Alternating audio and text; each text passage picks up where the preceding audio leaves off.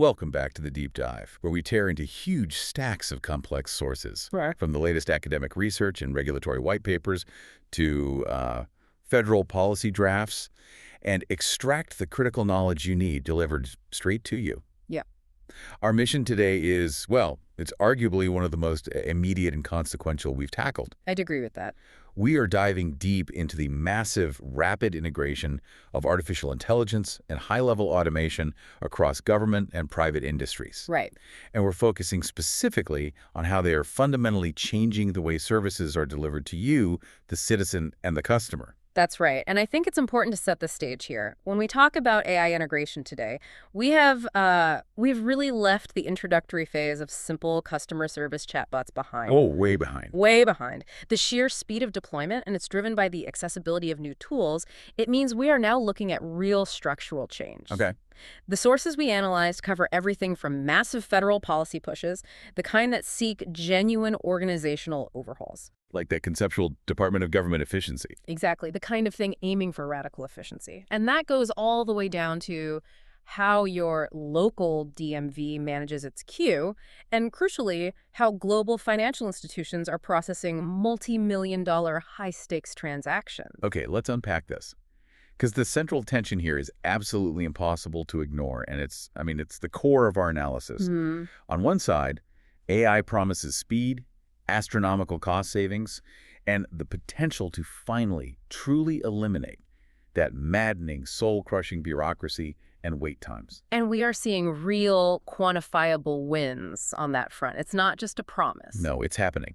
But on the other side, and at the exact same time, this rapid deployment is raising major immediate concerns that they're far from theoretical. Far from it. We're talking about the risk of ingrained human bias being unintentionally baked into algorithms. Right. The destabilizing impact on the existing public and private workforce, and I think a fundamental lack of clarity about who is accountable when these complex autonomous systems inevitably make a mistake. So our job here, then, is to help you cut through the hype. We want you to understand not just how different sectors are achieving this efficiency, But also how they are, or maybe aren't, navigating this delicate balance between innovation and responsibility. and to do that, we really have to understand the technology first before we can properly assess its impact. Absolutely. So to truly grasp the scale of the transformation, we have to start with the vocabulary. When we hear the term AI thrown around by politicians or CEOs, it's a broad umbrella. To catch all. It is. We need to clarify the specific types of technology that are fueling this shift, because they represent a huge spectrum in complexity.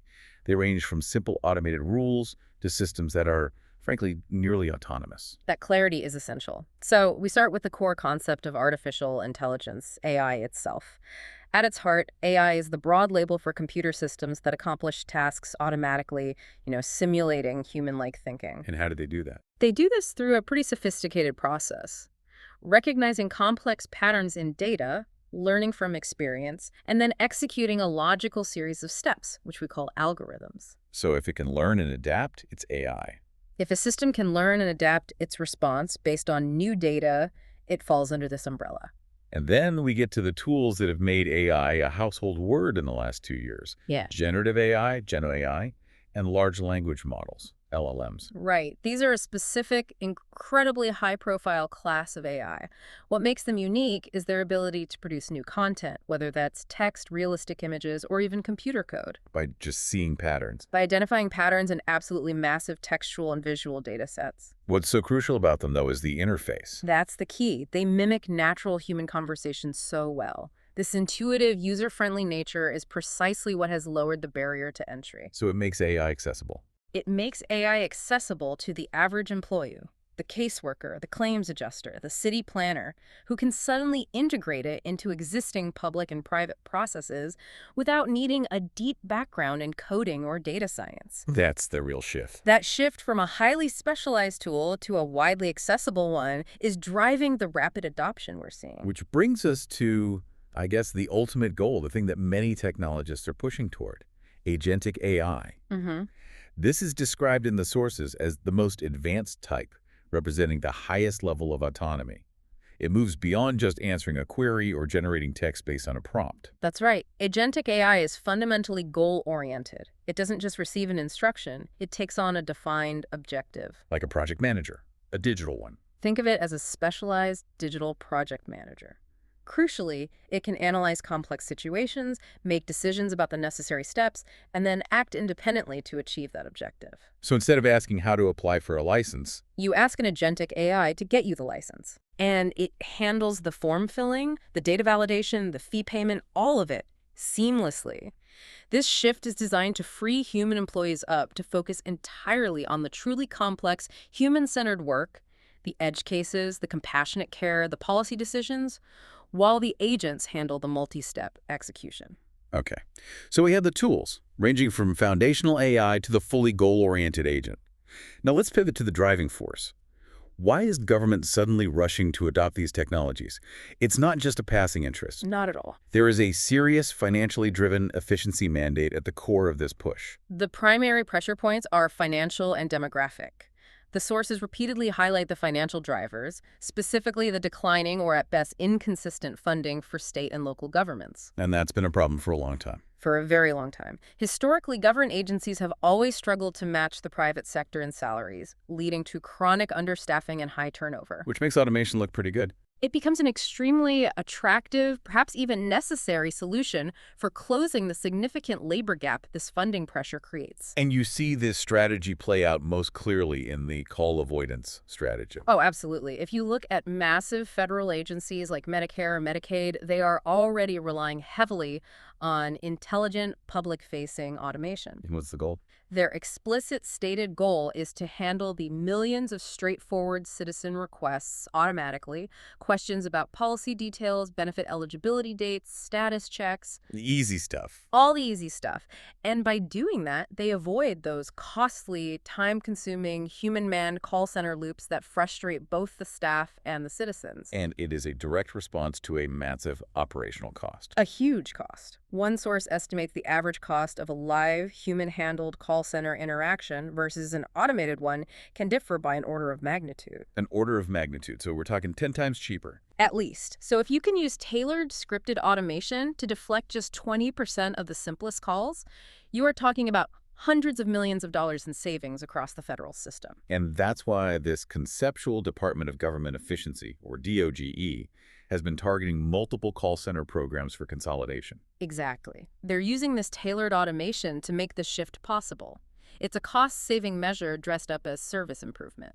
And this movement toward automation isn't just about fielding phone calls or simple customer interface, right? Not at all.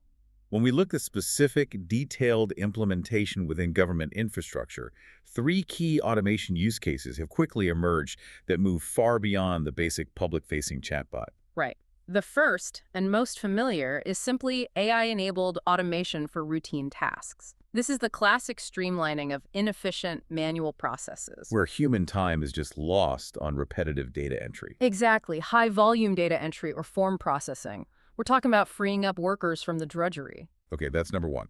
The second is a critical infrastructure focus, using automation for security. This is where AI is deployed aggressively to track evolving cyber threats. As more critical citizen services, benefits applications, identity verification, tax filing move online, the attack surface grows exponentially. So you need something that can keep up. And AI systems are simply superior to humans at identifying and mitigating sophisticated, real-time cyber risks against the underlying government infrastructure and control mechanisms.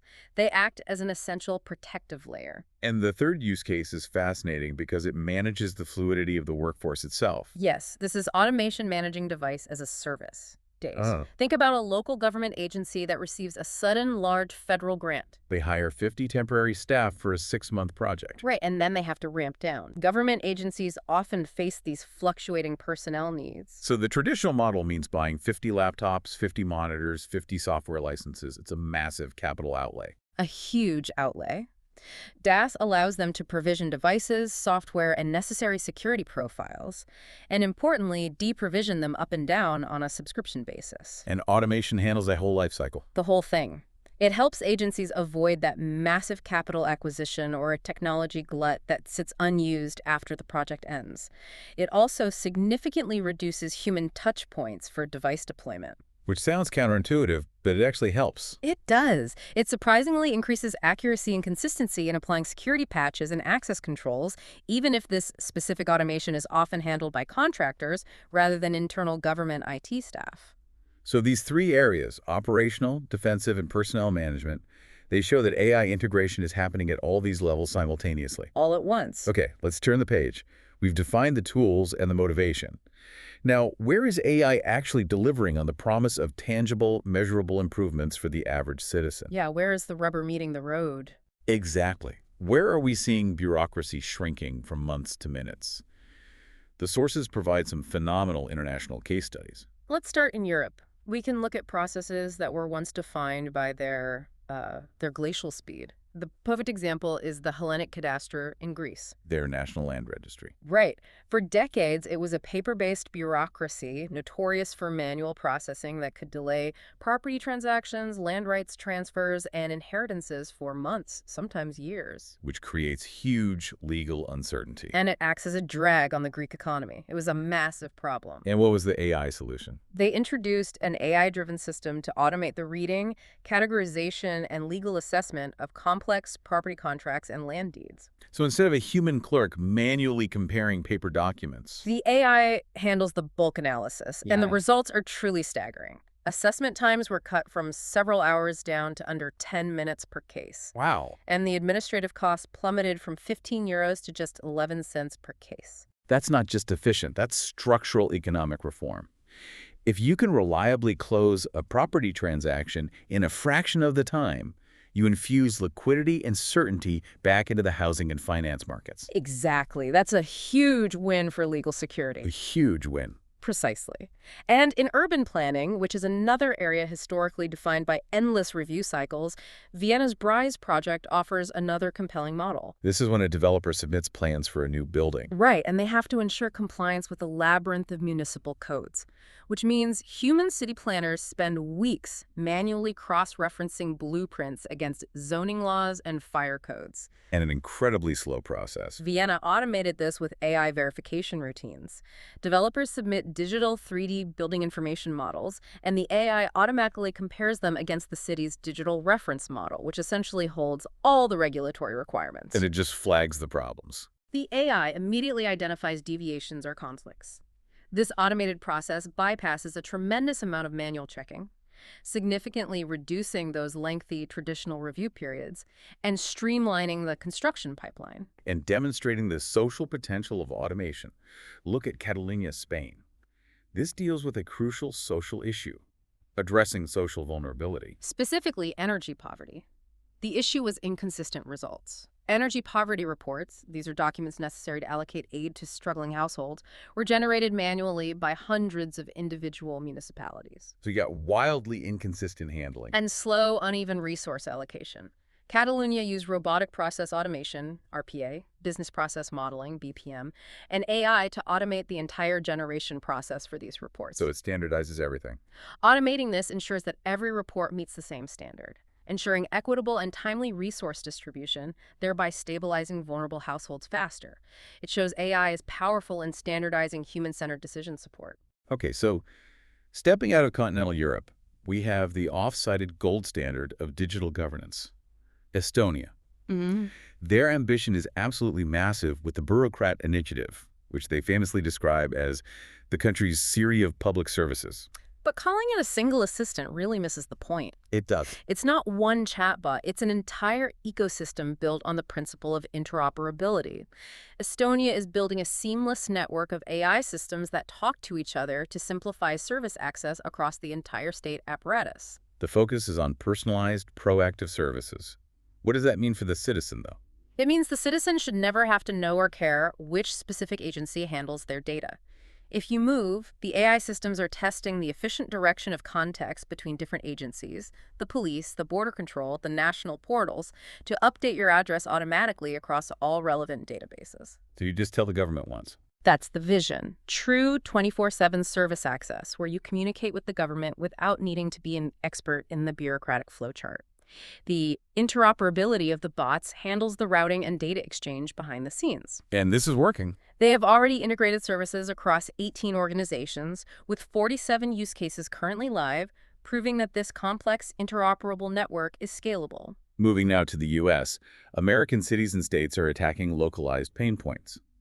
Let's start with the universally dreaded experience, the DMV. Ah, yes. In California, they tackle this head-on. The California DMV, infamous for its queue times, launched an AI queue management system. And they had some help? In some cases, with technical support from partners like Google DeepMind, yeah, the aim is specific: to eliminate those notoriously long wait times at congested field offices by using AI for real-time load balancing, dynamically adjusting appointment slots, and predicting peak demand. It's an attempt to restore dignity and efficiency to a service everyone needs but dreads using. And look at permitting acceleration, which is perhaps the most concrete way to use AI to boost local economies. Right. Delays in zoning and construction permitting are massive barriers to housing affordability and small business growth. And Phoenix is a leader here. They launched the AI Permit Navigator, which utilizes a sophisticated chatbot and document classifier. This system eliminates bureaucratic delays by instantly reviewing submissions and directing complex cases. So it accelerates housing starts. And it boosts small business openings. The results are startling. Honolulu, using a similar AI bot, achieved a massive 70% reduction in the time required to complete residential permits. 70%. And it cut the wait time just to see a human reviewer from 6 months down to 2 or 3 days. 6 months to 2 days. That's an unbelievable gain in efficiency. It's transformative. That kind of siloed optimization fixing just the DMV or just the permitting office naturally led to the next stage, which is the Unified Service Orchestration model. Yes. Seattle's AI Service Orchestration Platform, or AISOP, moves beyond single department fixes. It creates a unified AI layer across all city departments' parks, sanitation, police non-emergencies to intelligently route, schedule, and resolve citizen requests. So if you report a pothole, the AI routes it, schedules the crew, and tracks the resolution. It's moving beyond optimizing just one queue to reimagining the city as a truly coordinated, responsive service ecosystem. and other cities are following this model. This model is now being replicated in major cities like San Jose and Minneapolis. Finally, we see the power of AI shifting from simply reacting to problems to actively anticipating them. The power of proactive prediction. Tampere Pulse in Finland is a brilliant example of this. They use AI-driven predictive analytics, combining massive data streams, IoT devices, traffic cameras, weather forecasts, event schedules, to forecast visitor flows in the city center up to 3 weeks in advance. And it's accurate. The system achieves a 97.55% accuracy rate for the correct or adjacent visitor flow category. That level of precision completely changes how the city operates. Absolutely. Local businesses can optimize workforce planning and inventory, knowing exactly how many customers to expect. City maintenance and security teams can allocate resources precisely where they will be needed. It's just smarter resource allocation. It is. And this same predictive power was deployed by Greece during the COVID-19 pandemic, where they used machine learning to optimize border testing by accurately targeting asymptomatic travelers based on data analysis and previous test results, maximizing the effectiveness of limited testing resources. It's about being smarter with resources, which is, at the end of the day, the core promise of AI. It is. But here's where we move from the undeniable glory of the efficiency numbers into the gritty reality. Right. Because the sources reveal significant friction when these hyper-efficient systems meet the reality of human needs and existing institutions. The glow of the technological success stories begins to dim significantly when we examine the human and social costs that are often hidden. Okay, let's start with the people who actually run these systems. The public administration worker experience. The deployment of AI is perpetually sold to workers as a solution that will make their jobs easier. But the reality can often be the exact opposite. How so? What AI often does is remove the straightforward, easy tasks, the repetitive data entry, or the simple status update requests. That leaves the human worker with only the most complex, difficult, and emotionally draining cases. So their job actually gets harder. It often makes their work more stressful, devalues their previous experience in handling routine tasks, and places a higher degree of individual responsibility on them to handle the complicated edge cases that the machine can't process. And we must remember the crucial social role these public jobs play. Public administrators are the primary point of contact for services like S&A benefits, Veterans Affairs, or unemployment compensation. hmm For generations, these secure, good-paying government jobs have been an essential source of middle-class stability, especially for women of color and indigenous women. So their jobs are not just being replaced, they are being profoundly redefined. Exactly. And often without sufficient retraining or psychological support. And that redefinition is clearly illustrated by what one source calls the hidden labor shift, or heteromation. This is where automation saves the government money by effectively offloading what were once considered critical administrative tasks onto uncompensated users, the constituents themselves. Can you give us a concrete example of that shift? Sure. Think about applying for unemployment or SNAP benefits today compared to 20 years ago.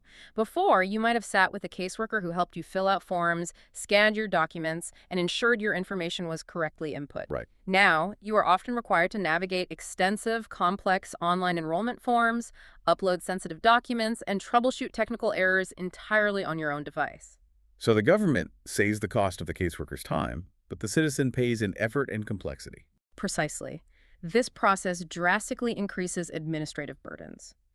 These burdens, the time, the cognitive effort, the stress required to understand complex policies and technology, disproportionately affect socially disadvantaged people. And the sources emphasize that. They do. Those who are already struggling with poverty, language barriers, or digital illiteracy are forced to spend critical time and effort on administrative tasks, turning a supposed efficiency gain into a significant barrier to accessing the very public programs designed to help them. This inherent unfairness leads us directly to the fundamental risk of error and systemic bias.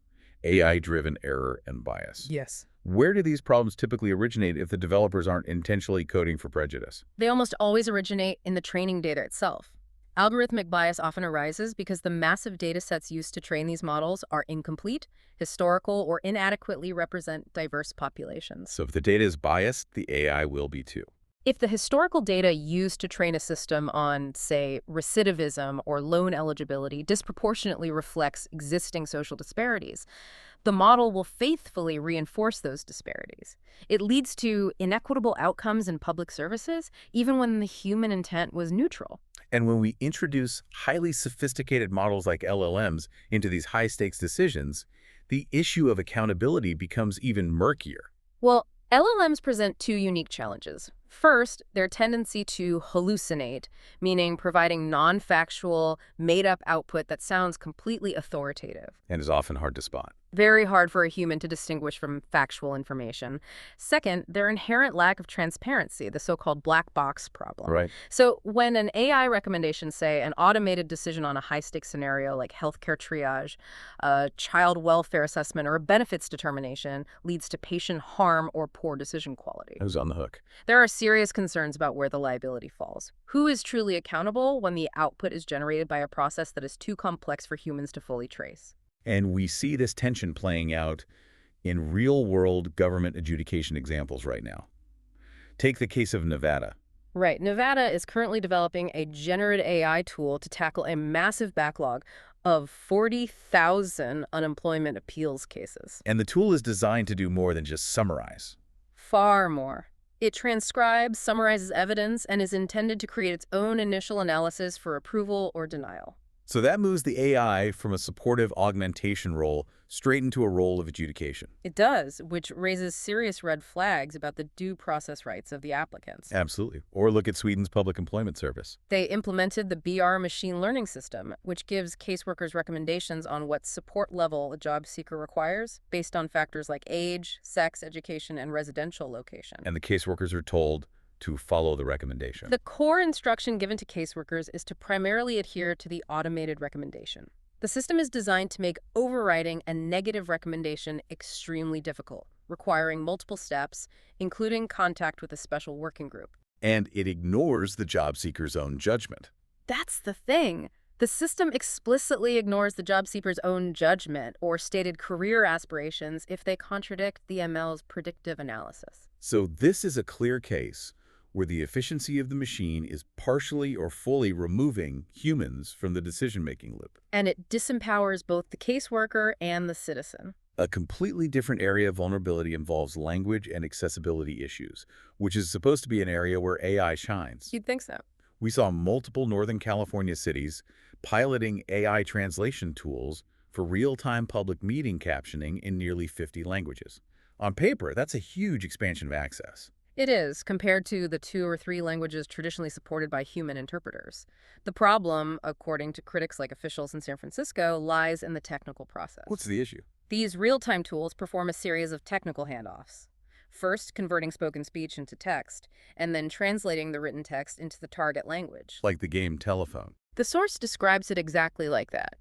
Each subsequent step, the speech-to-text transcription, then the translation, then the redisplay, increases the potential for cumulative error. And when you're dealing with city council meetings, which involve highly nuanced policy discussions or legal testimony, accuracy is paramount. It's non-negotiable. San Francisco officials declined to use these real-time tools, arguing that the mistake-prone nature of the technology conflicts with the fundamental goal of accurate translation and record-keeping. So the speed was outweighed by the risk. The technical efficiency of rapid translation was outweighed by the risk of inaccurate reflection of the speaker's intent, highlighting that speed cannot override quality in critical public functions. And finally, the automation of transcription itself creates a fascinating conflict between technical capability and human discretion. Right. AI speech-to-text can automatically transcribe public meetings, easily fulfilling ADA requirements for real-time captioning. But it records indiscriminately. It captures every whisper, side comment, and moment of laughter. That's the problem, the indiscriminate recording. It is.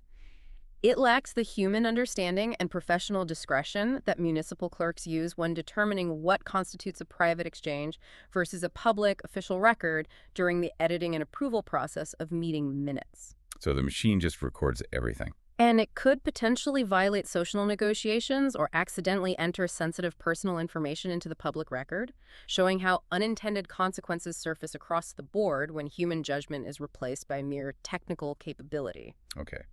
While government is grappling with those incredibly complex social programs and their associated ethical friction, the private sector is dealing with high-volume, data-rich, and heavily compliance-heavy transactions have jumped in headfirst. They really have. They have the incentive of direct profit, which accelerates adoption and investment, often leading to results that look like science fiction. The financial services revolution provides the clearest metrics for how AI can drive efficiency, particularly in areas like mortgage lending and client identification. Yeah, where regulatory overhead has traditionally been massive. The data on speed and cost reductions here is genuinely mind-boggling. Lenders implementing AI are reporting operational expense reductions of 30–50%. And they're achieving loan closures 2.5 times faster than the industry average. That's a game changer for customers waiting to buy a house. It is. One mid-sized U.S. lender reported cutting the document verification time alone, which involves checking tax returns, pay stubs, and assets, from 48 hours to under 4 hours. Just by digitizing the underwriting workload. By digitizing over 40% of their underwriting workload using AI classifiers and OCR, that compression of time is essential for competitiveness. Then you have the complex regulatory burden of Know Your Customer (KYC) compliance, which used to be a massive choke point for client onboarding. It was. But automated KYC, which leverages sophisticated machine learning, optical character recognition (OCR) to read documents, and biometrics to verify identity. It's transforming everything. It's transforming client onboarding from a process that historically took days or even weeks down to mere minutes. A source detailed the success of one institution, LMNO Bank, which achieved a stunning 4-minute onboarding process for new clients. 4 minutes to go from initial interest to a fully verified, compliant client. That's incredible. And here's the critical part. They simultaneously increased their fraud detection rates by 45%. Wow. So it overturns that historic trade-off where faster speed meant sacrificing security. AI is proving you can have both. And the relentless regulatory burden is driving continuous innovation, specifically into perpetual KYC, PKYC. I love this concept. PKYC is the next logical step. Instead of conducting slow, periodic manual reviews of client data, maybe once a year. Right, or only when something bad happens. Exactly. Automation shifts monitoring to continuous real-time tracking. This means monitoring sanctions lists, adverse media mentions, and internal client risk changes continuously. The system only flags material changes that require human review. So it prevents breaches before they happen. It ensures compliance is always up to date. Looking ahead, the sources predict that by 2027, the industry will look radically different. What are the major trends in mortgage lending? Two things stand out. First, predictive underwriting. This is AI moving beyond looking at your current status, your current debt-to-income ratio, and forecasting your future income stability, job changes, and macroeconomic impacts. For more precise risk pricing. Far more precise. Second, they predict autonomous mortgage platforms will handle 30–40% of simple, straightforward originations with minimal human involvement. Making real-time approvals the standard. For uncomplicated applications, yes. Let's move to the insurance industry, particularly claims processing, which is another area defined by high volume and highly repetitive assessment tasks. The measurable benefits are equally strong. Insurers report shortening the entire claims cycle, from initial filing to settlement payout, from an average of 18 days down to just 72 hours. Incredible. They are also reporting a 40% reduction in customer complaints and dropping operational claim handling costs by 25%. And that speed is achieved through several key capabilities. What's making the biggest difference? Definitely the combination of automated claims handling and image recognition or computer vision to automate damage assessment. So for a car crash, For an auto claim, for example, the AI can analyze photos of the damaged car and instantly estimate repair costs and assess the extent of the damage, leading to faster, more accurate settlements in property and auto claims. and predictive analytics are also crucial here. Right, forecasting settlement timelines so customers and adjusters can manage expectations accurately. And what about compliance in this industry? Automation is improving compliance dramatically. Robotic process automation, RPA, is used heavily to extract structured data from diverse sources like medical reports and claim forms for repetitive processing. But in terms of oversight, AI-driven systems provide 100% call coverage for compliance monitoring. Compared to the mere 2–5% of calls typically covered by manual human review, this drastically reduces the margin for error and ensures conversations meet all regulatory rules. now let's talk about AI in clinical pharmacy and patient care. This is the highest stakes area we are covering, and the focus shifts almost entirely from sheer efficiency to personalization and safety. It has to. AI is the key engine driving the transition to personalized medicine. Tools analyze massive amounts of patient data genetics, lifestyle factors, treatment responses to customize treatment plans and predict individual risk factors with far greater precision than general population studies allow. And in terms of immediate safety for the individual patient, Medication safety is paramount. AI tools analyze electronic prescriptions in real time to identify potential errors. An incorrect dosage, dangerous drug interactions with existing medications, or contraindications based on patient history. so it's a digital safety net. It is. Deep learning algorithms are directly integrated into automated dispensing systems, ensuring precise medication selection and dispensing, effectively acting as a digital safety net for pharmacists. And addressing the patient experience, specifically in strained, crowded systems like the emergency department, AI is showing significant promise. In reducing wait times and improving patient safety, absolutely. That's where AI triage and clinical decision support tools come in. How do they work? They analyze incoming patient data demographics, vitals, history, to recommend acuity levels far faster and more consistently than a human can under pressure. And for patients who are forced to wait. That's the crucial part. For patients who are forced to wait in the triage area due to overcrowding, portable or wearable monitors continuously track vital signs. If irregularities are detected or if the wait time exceeds a safe threshold, the system sends automatic alerts to staff. Which could be life-saving. It can be life-saving by preventing symptoms from worsening during critical periods of overcrowding. But even in life-saving technology, the vulnerability of bias is present, and we have to heed that safety note on health AI. Absolutely. Robust testing is not a recommendation here, it is mandatory.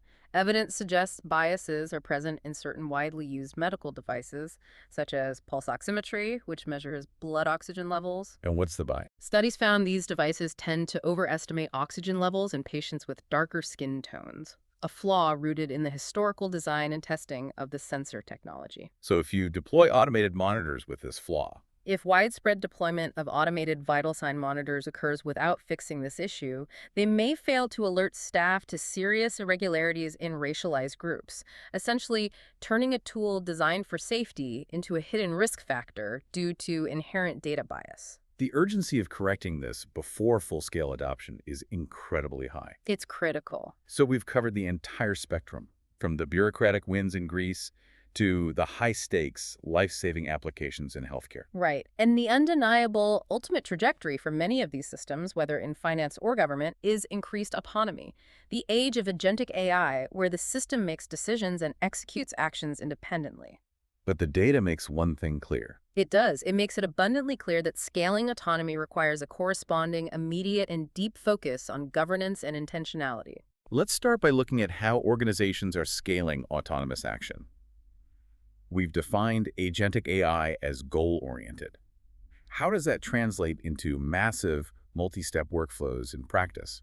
In government, agentic AI is being developed to coordinate truly multi-step tasks that traditionally span multiple back-office desks or even departments. So like a zoning application. Exactly.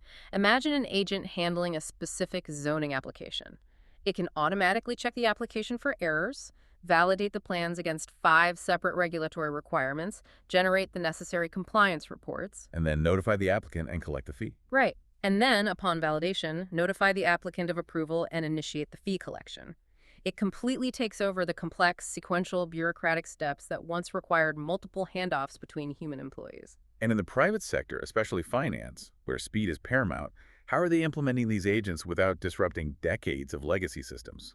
Banks are advised to use a conservative, scalable approach known as the SMART overlay. A smart overlay. Instead of trying a complex, prohibitively expensive overhaul of legacy systems, ripping out and replacing everything, they use APIs to wrap an AI agent around an existing, well-defined process, like a standard operating procedure, SOP. So the agent just follows the old script. The agent essentially uses the existing SOP as its script, executing the steps autonomously. This ensures the process adheres to existing compliance rules while providing the new autonomous execution layer, minimizing risk during deployment. The long-term vision, as described by experts, is a radical redefinition of the office, the new hybrid workforce. Indeed. We are moving toward a fully connected, AI-powered ecosystem where human workers collaborate directly with autonomous agents. This goes far beyond having a simple software tool. It requires a whole new way of working. It requires fundamental modifications to existing workflows and the immediate implementation of an enterprise command center approach.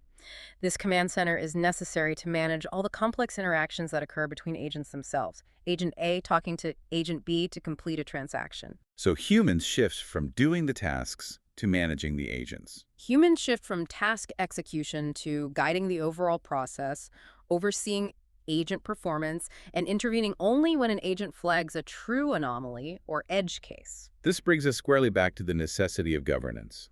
If autonomous systems are going to handle, say, 30% of mortgage originations or make initial determinations on unemployment appeals in Nevada, the oversight framework has to be robust and anticipatory. That oversight is standardized in finance through model risk management, MRM.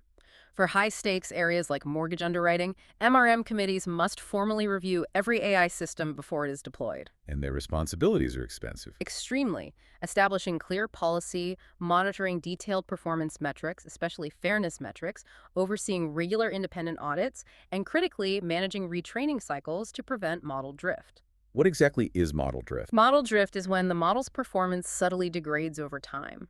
An algorithm trained on 2019 economic data might perform poorly when faced with 2024's high inflation environment. Or a system trained in one city performs poorly in another. Exactly, due to demographic changes.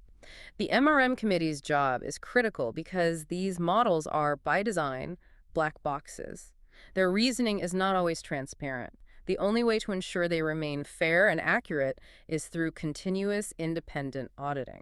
The challenge, particularly in the U.S., is the regulatory uncertainty at the federal level, which lacks comprehensive, unified AI guidance. Right, so state and local governments are stepping up and filling that void. And they are acting quickly and decisively, often based on the early failures we discussed earlier. They are. In New York, for example, the Loading Act forbids the implementation of new automated decision-making systems in public assistance programs.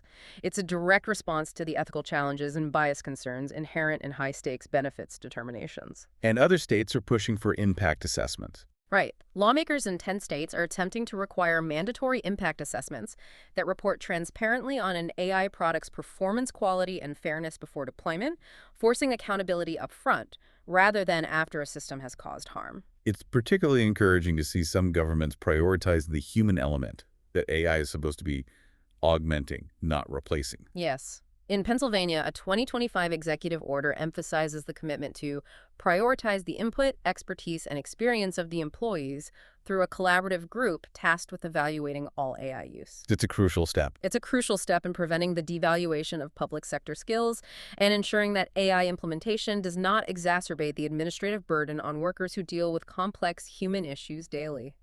It's an acknowledgement that the frontline public servant is still the expert. And this emphasis on transparency and human involvement is absolutely necessary because of the issue of public trust and control. Americans are deeply wary of autonomy. One survey found that a majority of Americans, 57%, rate the societal risks of AI as high. And people want to know if they're interacting with an AI. There is also strong public favor for being able to tell if content, whether pictures, videos, or text, was human or AI generated. This overwhelming public concern highlights the absolute need for transparency and robust governance structures. Because if the public doesn't trust the systems, the efficiency gains are meaningless. Adoption will fail. This all culminates in a strong consensus among the sources we reviewed, the necessity for intentionality. The consensus is clear. Governments must adopt a gradual, intentional approach, ensuring that they move away from the fail-fast mentality common in Silicon Valley. You can't fail fast with someone's benefits. You can't. The public sector, particularly in critical areas like benefits, health, and law enforcement, should never be used as a testing ground for tools that haven't been thoroughly evaluated, rigorously tested, and established as truly beneficial to the citizen, not just the agency's bottom line. The long-term success of AI in public life depends entirely on balancing rapid innovation with a deep, unwavering commitment to responsibility and fairness. We've concluded this deep dive by clarifying the spectrum of AI, from the basic LLM to the fully goal-oriented agentic AI. We've seen the stunning efficiency gains property assessments in Greece cut from hours to minutes. Mortgages closed 2.5 times faster in the U.S. And we spent critical time examining the hidden fulsion points, like heteromation and the danger of baking bias into life-saving health devices. AI is fundamentally reshaping the speed, quality, and character of service delivery, automating millions of transactions across public and private life. The core data unequivocally supports this transformation. Our analysis showed that both digital public services and the integration of digital technology are significantly and positively linked to both good governance status and long-term economic growth. So the digital pathway is essential. It's essential for maintaining competitive economies and responsive governance in the 21st century. However, as we've stressed, the vulnerabilities, the algorithmic bias, the workforce stress, the lack of transparency in adjudication are equally real. The central challenge remains. The central challenge for every government and business now is how we structure the inevitable integration of these autonomous systems to maximize the clear benefits without sacrificing human values or fairness. And as organizations move towards agentic systems that operate on their own logic, they are realizing the immense value of running simulations, first failing fast in a virtual environment, before deploying any new system that touches real people. If AI is going to become everyone's most promoted intern, quietly embedding itself in every routine process across government and finance, how do you ensure that the complex, autonomous algorithms governing your essential services, your taxes, your healthcare, your eligibility for benefits, have passed their dress rehearsal?